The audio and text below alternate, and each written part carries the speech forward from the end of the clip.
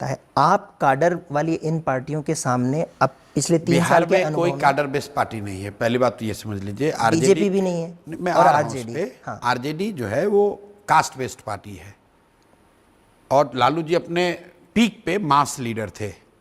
फिर वो कास्ट, लालू जी अपने शुरुआती दिनों में गरीबों के नेता थे, मास के लीडर थे। फिर वो पिछड़ों के नेता हुए, फिर वो यादवों के नेता हुए, अब वो आरजेडी के यादवों के नेता हैं। तो वो एक कास्ट बेस्ड पार्टी है और वैसी उनकी व्यवस्था है। जदयू जो है वो प्योर नीतीश कुमार का है, उसमें कभी काडर रहा ही नहीं है। मैं उस दल में भी रहा हूँ।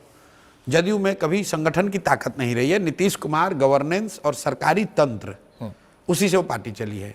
काडर के नाम पर यहाँ पर, और कांग्रेस तो है ही नहीं काडर बेस्ड पार्टी, काडर के नाम पर यहाँ पर लेफ्ट के दल रहे। पहले यहाँ सीपीआई बहुत मजबूत होती थी, अभी आई सीपीआई एमएल है और बीजेपी।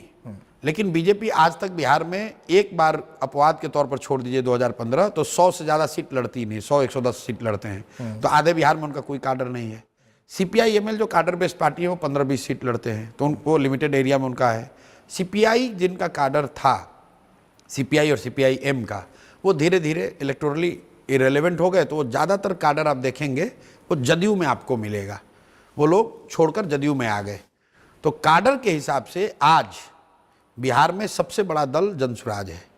हम लोगों ने 72,000 बीएलए का नाम नंबर दिया है, लेकिन चूंकि जनसुराज अभी नई पार्टी है, ये रिकॉग्नाइज रजिस्टर्ड है लेकिन रिकॉग्नाइज नहीं है। वो तो जब आप चुनाव लड़ेंगे तब रिकॉग्नाइज होंगे, इसलिए हमारे बीएलए का लिस्ट नहीं है। बाकी संगठन के हिसाब से मैं बिल्कुल ईमानदारी से आपको बहुत विश्वास से कह सकता हूं कि जनसुराज से बड़ा राजनीतिक संगठन बिहार में किसी का नहीं है। एमएलए ज्यादा हो सकता है, एमपी ज्यादा हो सकता है, लेकिन संगठन जनसुराज से बड़ा किसी का नहीं है।